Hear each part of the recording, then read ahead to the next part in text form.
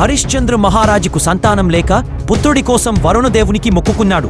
కొడుకు పుడితే యజ్ఞంలో బలిస్తానని. వరుణుడి దయతో రోహితుడు జన్మించాడు.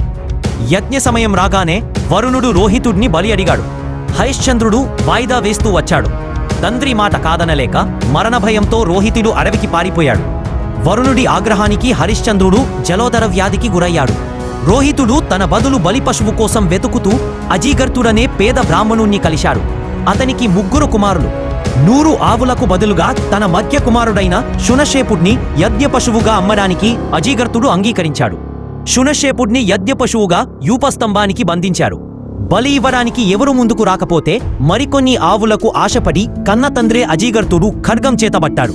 ప్రాణభయంతో శునశేపుడు దిక్కుతోచక దేవతలను ఆర్తిగా ప్రార్థించాడు. అప్పుడు విశ్వామిత్ర మహర్షి కరుణించి కొన్ని రక్షణ మంత్రాలను ఉపదేశించాడు. శునశేపుడు ఆ మంత్రాలను ఆర్తితో పఠించగా దేవతలు ప్రసన్నులై అతని బంధనాలను విడిపించారు. వరుణుడు శాంతించి హరిశ్చంద్రుడి వ్యాధిని నయం చేశాడు. యజ్ఞం సఫలమైంది. ఈ వీడియో మీకు నచ్చినట్లు అయితే సబ్స్క్రైబ్ చేయండి.